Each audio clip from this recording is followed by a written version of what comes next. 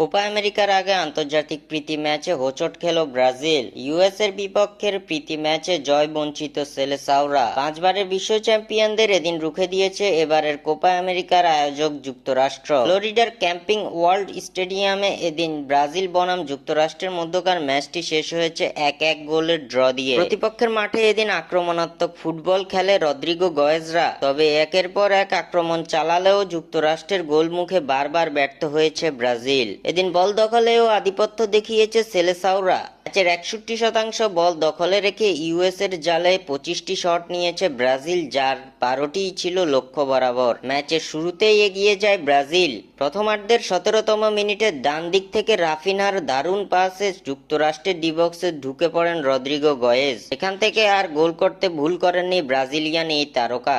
1-0 গোলে এগিয়ে যায় ব্রাজিল। এই লিড বেশিক্ষণ ধরে রাখতে পারেনি তারা।